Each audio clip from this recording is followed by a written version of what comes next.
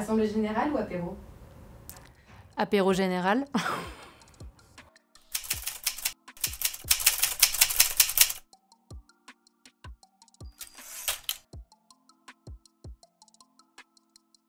D'améliorer le parcours de soins des jeunes femmes touchées par un cancer du sein.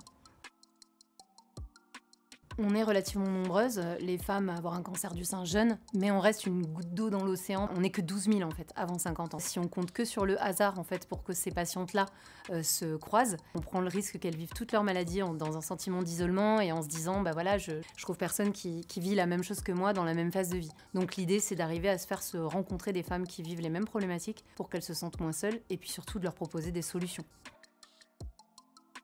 En 2015, moi j'ai été touchée par un cancer du sein, j'avais 30 ans et j'ai cherché à échanger avec une femme qui vivait la même pathologie au même âge en fait. Et du coup j'ai rencontré Christelle qui elle aussi avait eu un cancer du sein à 32 ans avec 2 enfants en bas âge. Elle était plutôt à la fin de son parcours, moi j'étais au début du mien. On s'est connectées toutes les deux et ça nous a énormément apporté, elle pour donner du sens en fait à tout ce qu'elle avait traversé, moi pour me donner un soutien et une lumière au bout du tunnel quoi en fait. Et de cette expérience est née l'association Jeunes et Roses. Premièrement, c'est ce réseau d'entraide et de soutien entre patientes qui s'appelle donc Les Tétonnantes.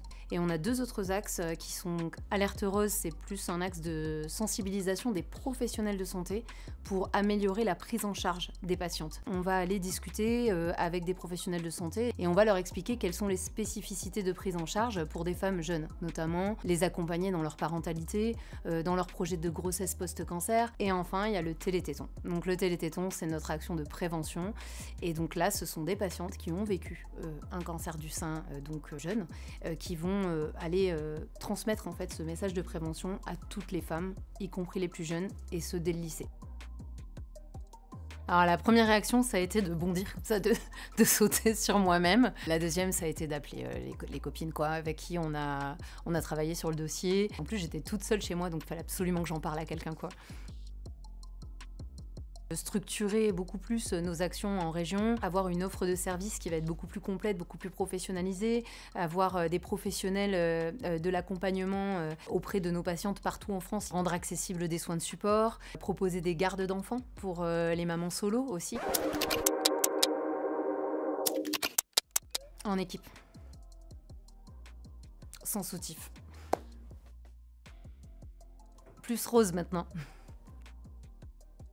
Un immense merci pour les moyens qui vont nous permettre d'avancer et toutes les actions qu'on va pouvoir mener grâce à ce prix pour les patientes.